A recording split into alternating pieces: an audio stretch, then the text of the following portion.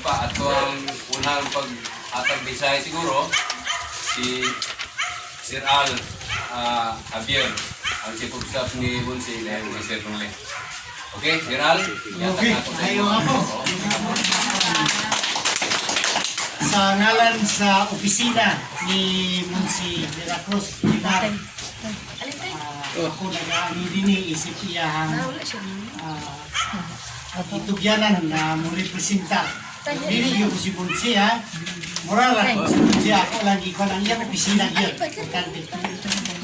Basta ko mausap ako ikasulti kay kami ni Munsi gikan pa sa kolehiyo classmate naman midaan antod na nga pare ni siya nagpadayon siya pagkapare din sa Iligan, ako po dito sa Buanga o niya pagkataon-taon o niundang ko nag-retire na ko si Munsi nag-retire po siya ang kalainan lang siya ako naminyo siya wala karon dili na ko mother na karon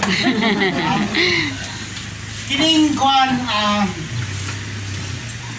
sa ang mensahe nga gusto ipaabot ni Munsi isip siya ipili ikaduhang amahan sa siyudad sa Iligan o rin kini balik ko na niya nga ang pagsilbisyo sa katawhan na binagayot sa mga kabos kini silbisyo sa Diyos. So ang iyang tanaw ako ang pag-alagad sa tinud-anay makahatag o kaayuan o kalambuan diya sa kinabuhi na binagayot sa mga kabos wala po ang iyang pagservisyo sa Diyos. Wala po ipasabot kay niundang na siya sa iyang aktual na pagservisyo.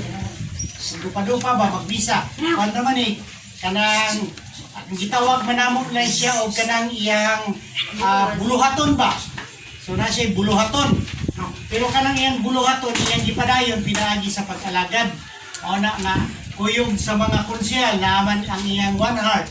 Okay, suod niya nga tigpanday o mga balaod si Sir Noli Pardillo man makita niya nga sama po ang ilang panglantaw nga ana sila sa kanang mag-edad na sila doon sa 60 mag 70 Sir Nol pila na yung edad doon? 71 no.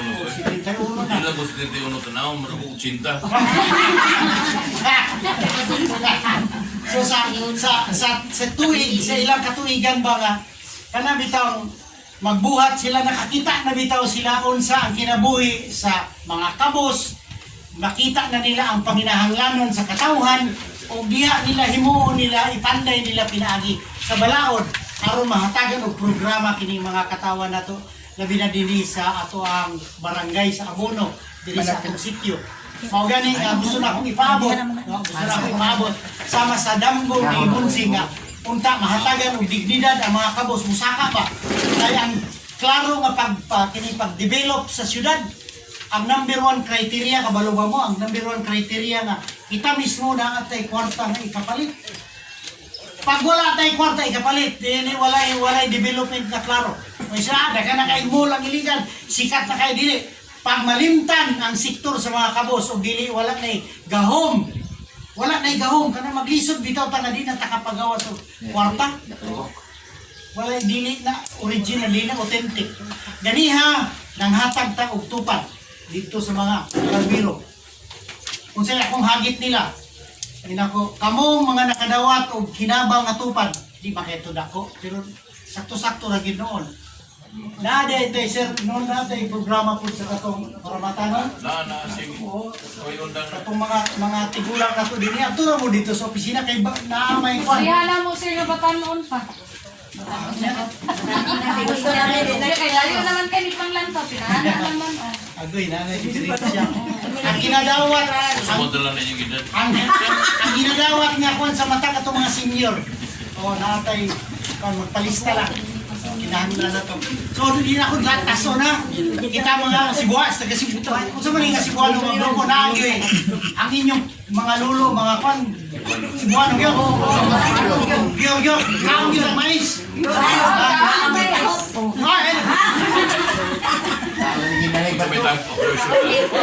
Basta ang kaong. Si Munsi, Si Monsi taga San Remigio na siya. Taga-balamban mi. Oh, Balamban po rin mo. Oy, ang Balamban po din nakuha ng mga pier diya kay buhat ng mga barko ron diya. Oh. Si Monsi taga Cebu gina siya. Ang iyang papa, maestro, ang iyang mama, maestra. O dito San Remigio.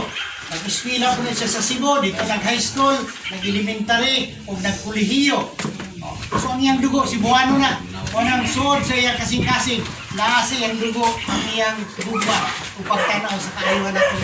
So ako ibalik, ako lang ibalik na ang iyang kasing-kasing, anak na ito ibinigay sa mga wala, nawala sa iyang pagkapari.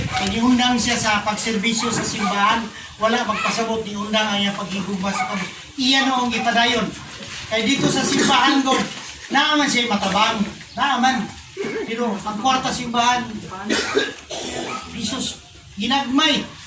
O di niya mahurot o hatak. Pero diri siya karon kay naa siya sa katungod.